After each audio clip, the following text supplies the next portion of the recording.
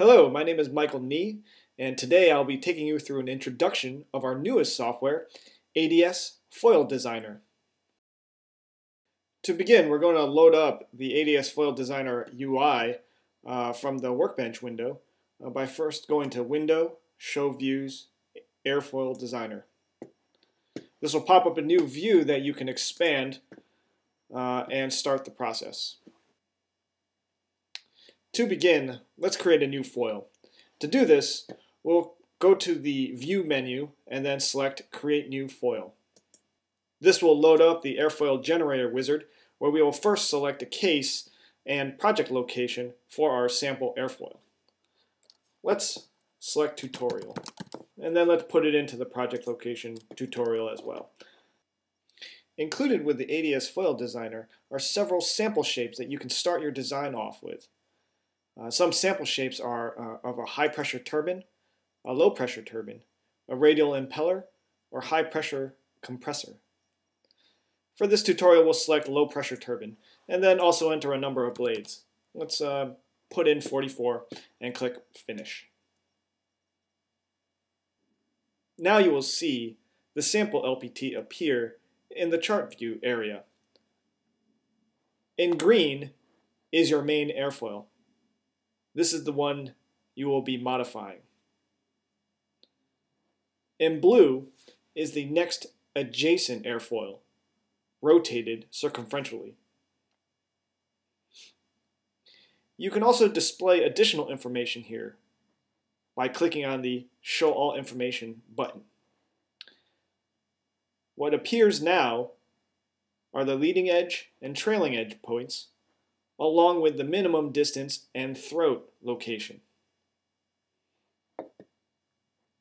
Some more additional information is shown, such as the axial chord, the stagger angle between the leading and trailing edge points, the inlet spacing, the gauge distance, the gauge angle and uncovered turning angle, and then the airfoil maximum thickness. To make modifications to the airfoil, we go over to the control section on the left. It's split up into different tabs. First is your control tab, which affects all sections. It displays the number of airfoils, the number of sections you want to design, and allows you to apply advanced options to the sections. We're going to push that for a second and just go into the basic parameters that affect airfoil shape. Okay, so first we're going to click on the Section 1 tab, and now we see some additional requirements, required inputs that we have to add. These are the leading edge and trailing edge, X, R, theta, and R points, the diameter, the radio angle, the metal angle of the leading and trailing edge points, the wedge angle, and an ellipse ratio. To modify any of these, you simply just change the value in the text box. And then click Build Section. Upon clicking Build, you can see that the airfoil did indeed become wider, as shown in this light green shape. But then also you can compare it against the last airfoil shape, which is here in a dashed green, dark green line.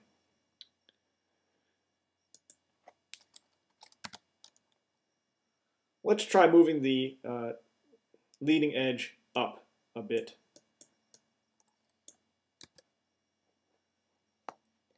When we change the RT location, you can see that the point representing the leading edge moved up as well.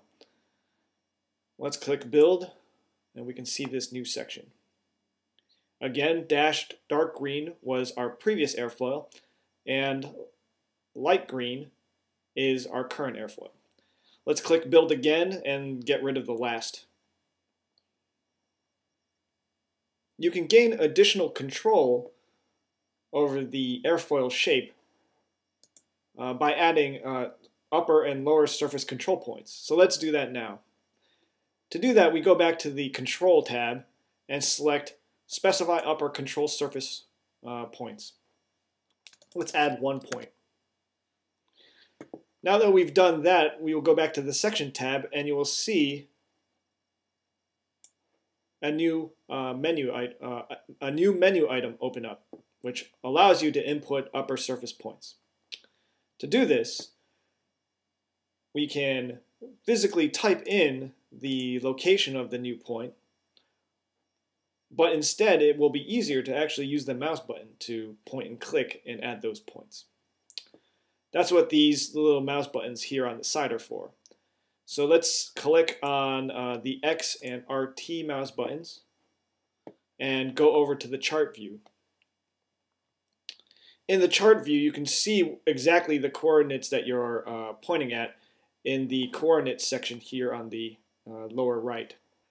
Let's make this airfoil a little fatter by adding a control point above the suction side.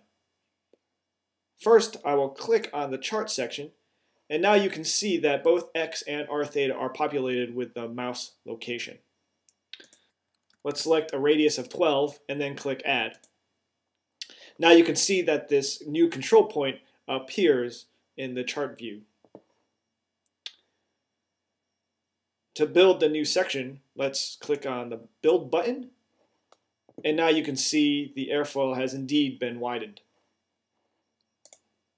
Now we're ready to mesh and simulate this design. First, let's go back up to the View menu, and this time we will click Generate and run the case. You'll notice that a 3D single row steady case wizard opens up, and I'll explain a little bit more about that in a bit. But in this window, the case name and the project location are not editable. Okay, so let's just click Next. Now you'll notice when you move on to the next step, which is the airfoil geometry definition, the number of sections defining the airfoil is 2, even though we only built one section. And this is because what we implemented is something called quasi 2D. Quasi 2D is different than regular 2D simulation in that we actually simulate 2 K-planes rather than one.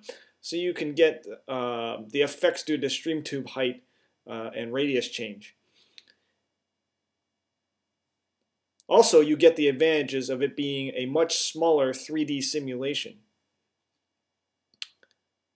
The ADS Foil Designer will populate this wizard for you, so you can pretty much just click your way through it. But I'll explain a little bit on each screen. Okay, so let's click Next. We'll click Next here. We're generally going to keep the defaults for anything. There's going to be no shifting, so click Next. We are designing a stator, so we're not going to add tip clearances. It's non-rotating. Now we are at the position where we have to insert, and we have to add an inlet condition. It being a quasi 2D, the span location really does not matter, but we'll put in 50%. Have a Mach number of 0.3, a total inlet pressure of 100 psi. A total temperature of 1,000. Select an alpha angle of 20-something degrees. And then for this Q2D simulation, the phi angle doesn't matter. We have to be sure to add an exit static pressure, though. For this turbine case, we'll select something a little lower, and 70 psi, and click Next. You'll see that the end wall definition is already pre-populated for you. Again, that's an advantage of the ADS Foil Designer. It creates an end wall that is actually a quarter chord upstream and a quarter chord downstream in length. And then when it adds the computational boundary, it will add it at the inlet and the exit of the end wall. Okay. Again, all this is populated for you. Click Next. For the mesh generator settings, we have specific values that we recommend for these cases. You do not have to change it unless you feel you need you're doing something a little more advanced. But again, you can just click Next through these and any of the optional engine model configuration windows. Now we get to the solver settings. And now the most important thing to notice here is that the number of iterations to execute has already been set to 2000 for you. This is an ADS recommendation. You can certainly add or remove iterations as you feel necessary. But we've found that 2000 iterations is a good amount to get convergence on most cases. So let's click Finish and run the case. So now you'll notice that whenever these windows come up, like for example to run the case now, you have the choice to make a default action, which means the next time you go through this wizard process, it will not ask you this question, and instead will just go directly into running the case, and it will save you a little bit of time in the overall process. So let's click on Yes, and we'll generate the case. You'll see a mesh operation get queued. Okay, the mesh operation occurred. Once it's finished, the simulation will be queued.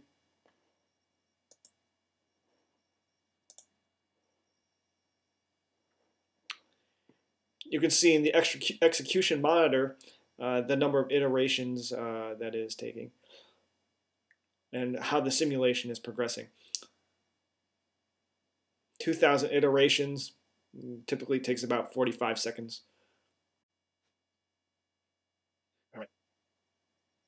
So once it's finished, it will load up a couple of things. First is the load profile. It will show you static pressure along X, the Mach number, and the pressure ratio. Also, you can look at performance information in the mean value file, such as find out the amount of flow it is passing, as well as the exit beta angle. To check convergence, you go back to the XML file and click on the convergence link. And you can see how inlet and exit flow vary over iteration, how pressure and temperature vary over iteration. So with that information, you can go back into the ADS foil designer,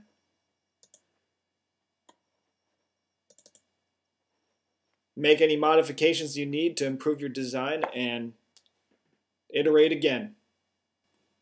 Some additional topics that are not covered in this introduction, but will be covered in further ADS University videos, are specifying airfoil thickness along a camber line, going from 2D sections to 3D by stacking multiple sections, and cleaning up rough geometries using airfoil comparison. Thanks again for checking out our video. For more information on ADS, please go to our website, www.adscfd.com. Take care.